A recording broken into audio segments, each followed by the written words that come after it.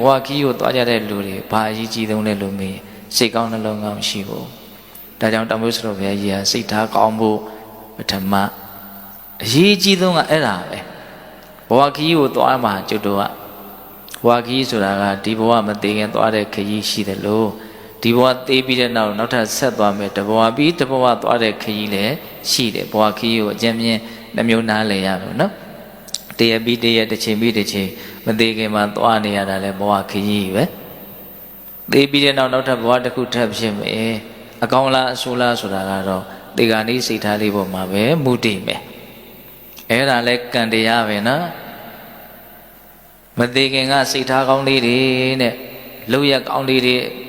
အတွေးကောင်းလေးတွေနဲ့ဘဝမှာတကယ်အစင်တမ်းမြင့်မြင့်နေလာမယ်ဆိုရင်ဒီကနေ့မှလည်းဘလို့လုပ်ပြီးတော့မှယုံညံ့တဲ့စိတ်နဲ့သေတဲ့အကြောင်းမရှိဘူး။နောက်မသေးခင်ကစိတ်ထားတွေကညံ့တယ်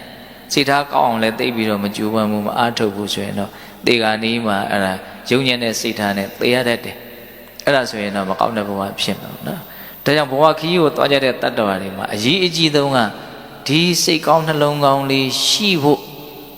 စိတ်ကောင်းနှလုံးကောင်းရှိလို့ရှိရင်ပြစ္ဆုတ်ပံလဲလိမ့်နေလဲဆင်းရဲစရာအကြောင်းမရှိဘူးလို့ဘုန်းကြီးမြင်တယ်ဟုတ်လား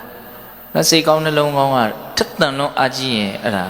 နော်ဇောတွေကအလွန်အားကောင်းတဲ့အတွက်ကြောင့်ဒီဘဝတွင်ဒိဋ္ဌဓမ္မဝေဒနိယကံကောင်းကျိုးချမ်းသာကိုရနိုင်တယ်တန်တရားအတွက်လည်းပဲသူ့ကိုပဲအားကိုးပြီးတော့သွားရမှာနော်အနာဂတ်ဆိုတာတကယ်ဖြစ်သေးတာမဟုတ်ဘူးဒီပြစ္ဆုတ်ပံကဘလို့တွေလုံနေတာလဲဆိုတာပဲအနာဂတ်ကိုပုံဖော်မှာဟုတ်တယ်မဟုတ်လားဒါကြောင့်ဘုန်းကြီးတို့ဘဝခီးကိုသွားကြတဲ့လူတွေဘာအရေးကြီးဆုံးလဲလို့မေးစိတ်ကောင်းနှလုံးကောင်းရှိဖို့